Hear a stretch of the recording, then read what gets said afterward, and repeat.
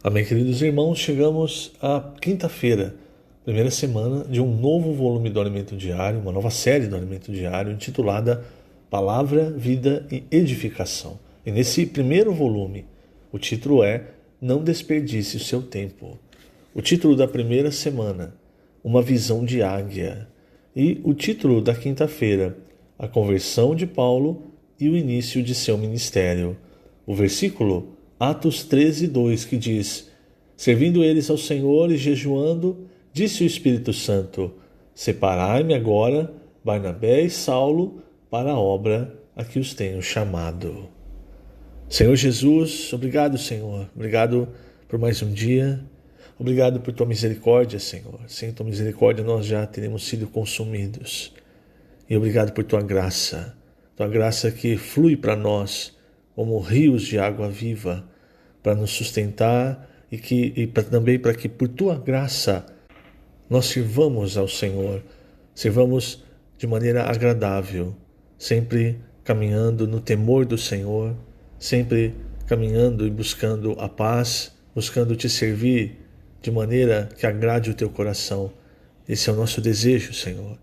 Guia-nos diariamente através da tua palavra, através do teu Espírito. Não permita, Senhor, que caiamos em nenhuma cilada de Satanás. Não permita, Senhor, que sejamos enganados.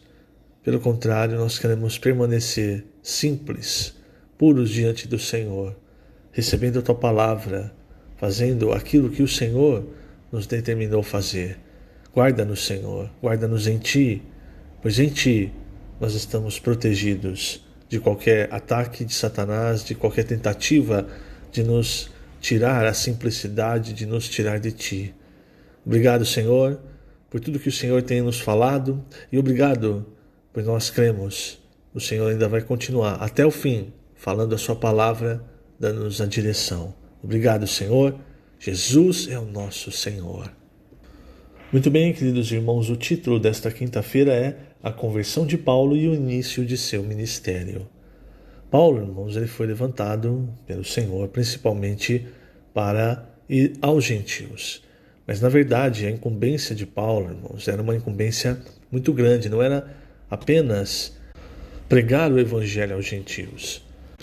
Como nós vemos em Atos, Paulo ele trabalhou fazendo tendas com Áquila, com Priscila. Então, assim como o ofício de Pedro era ser um pescador, e o Senhor o chamou para ser um pescador de homens, para que o seu ministério, o ministério de Pedro, abrisse a porta do reino dos céus, para que judeus e gentios entrassem, o ministério de Paulo, irmãos, era um ministério de edificação. E com o ministério de edificação, ele tinha duas partes. A primeira parte, lógico, como apóstolo, era pregar o evangelho e levantar as igrejas. Então Paulo tinha essa preocupação. Segundo ponto do seu ministério, e aí já não só para os irmãos, o primeiro ponto do seu ministério era para os irmãos naquela época. Já o segundo ponto, irmãos, era para toda a igreja.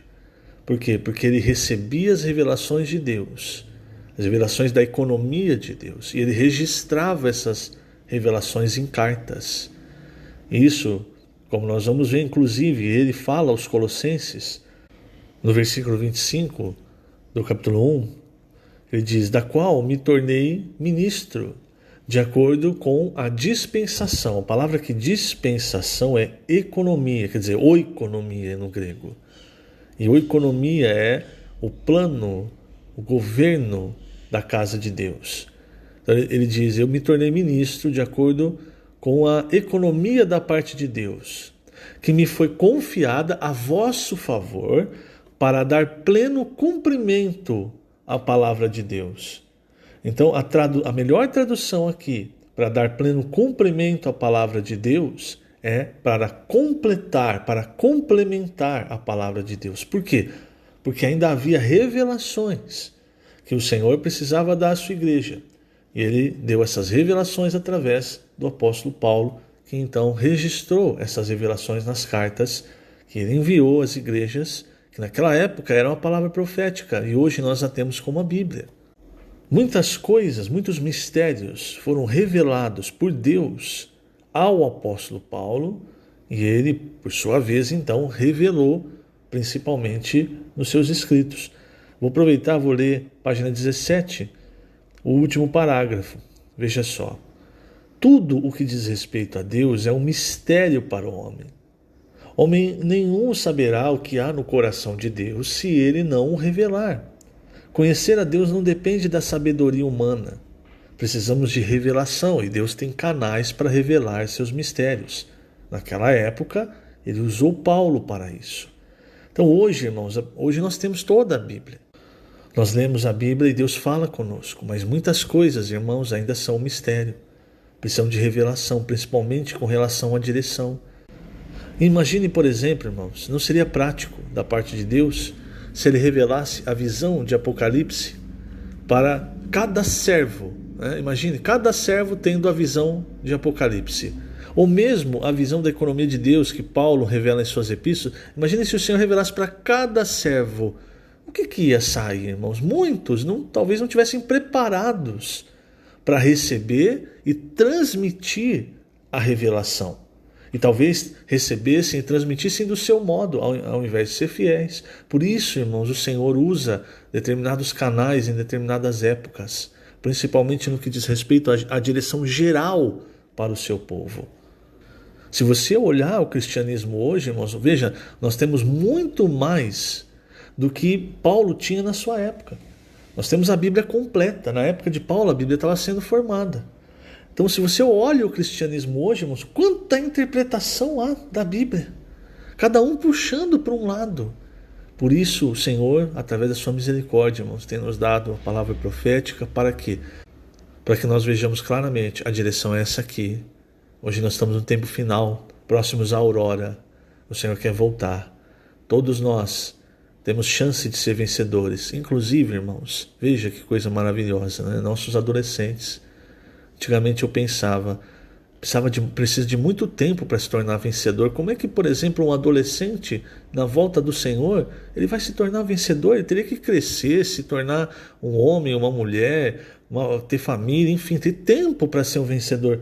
Mas veja, irmãos, a misericórdia do Senhor estendendo a oportunidade para todos se envolverem na pregação do Evangelho, se envolverem nas coisas de Deus, para que todos possam ser vencedores, independente da idade.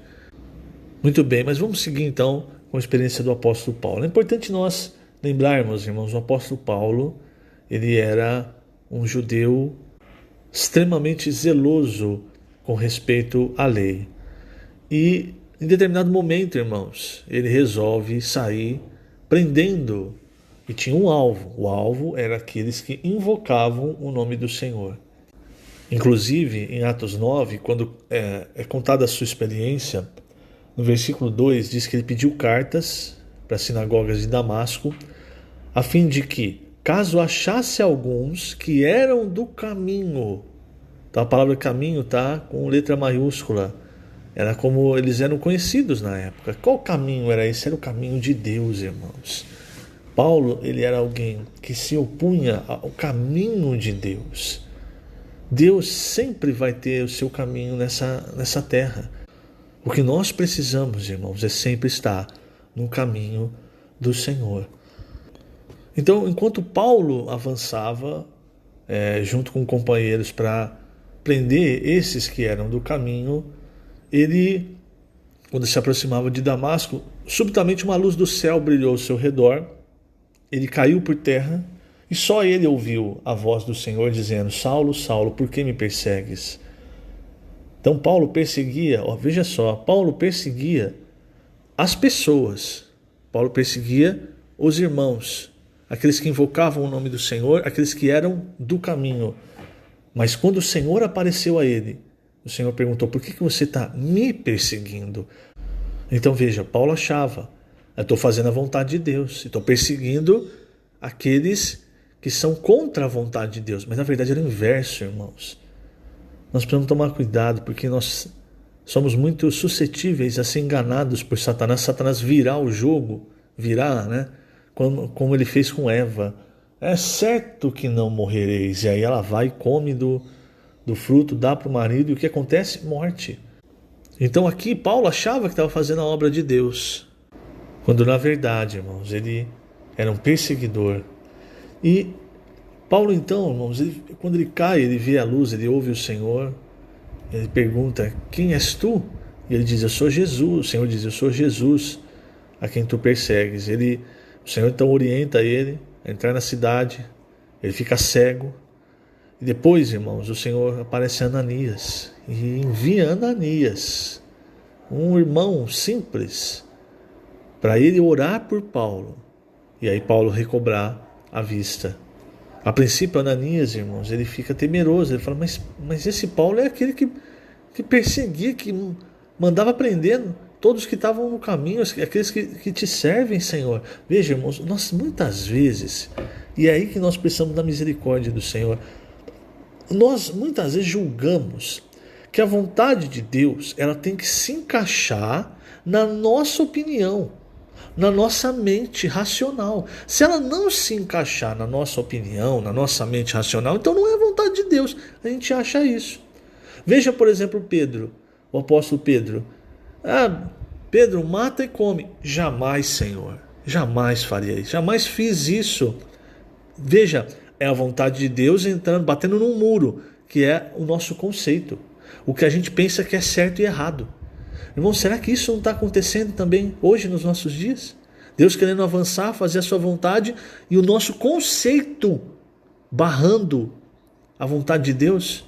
Aí veja só Paulo. O conceito dele era muito claro. Ele era zeloso pela lei, até que ele viu o Senhor. E aqui nós temos o caso de Ananias também. Olha que Ananias recebe a palavra do Senhor e fala: olha, vai, ora por Paulo. Ele fala, no primeiro momento, o que ele faz? Ele titubeou. Ele disse para o Senhor: mas Senhor, esse é o homem de que nós temos ouvido a respeito. Quantos males ele tem feito aos teus santos em Jerusalém. Olha, ele tentando convencer o Senhor de que a vontade do Senhor, ela não era a melhor coisa, não era bem assim. E aí o Senhor, com toda a paciência, o Senhor tem paciência conosco, ele falou para Ananias: Ananias, vai, porque esse é para mim um instrumento escolhido para levar o meu nome perante os gentios e reis, bem como perante os filhos de Israel, pois eu lhe mostrarei quanto lhe importa sofrer pelo meu nome. E aí Ananias foi. Então você percebe, irmãos, se você olhar a Bíblia, se você perceber a história, você vai ver como nós, seres humanos, temos essa dificuldade em reagir ao falar de Deus, porque a gente quer que o falar de Deus seja condizente com a nossa experiência, com a nossa ideia, a nossa vontade.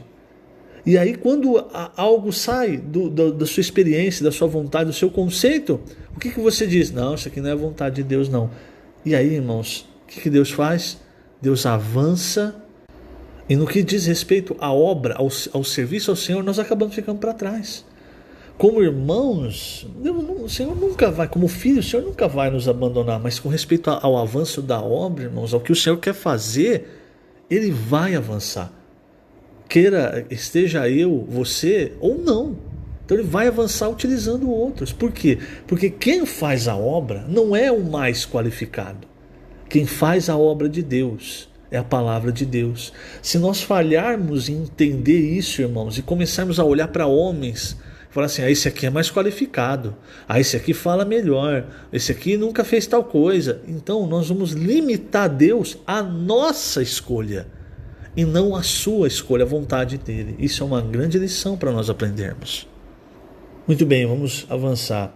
E o apóstolo Paulo, irmãos, após ele ter recebido essa visão, ele ter compreendido o caminho, na verdade, que ele devia tomar, o apóstolo Paulo ele é muito ativo, né? Então logo ele começou a se alimentar do Senhor e começou a pregar o Evangelho. Só que, vejam, na própria experiência do apóstolo Paulo, você percebe o seguinte: todos nós precisamos de ajuda, todos nós precisamos de orientação. Nós achamos que não.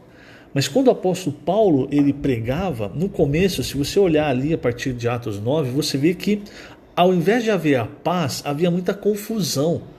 Paulo ele entrava em choque, entrava diretamente em choque contra os judeus. A pregação de Paulo era uma pregação ousada e muitas vezes agressiva. E isso fazia com que os judeus quisessem por várias vezes matá-lo.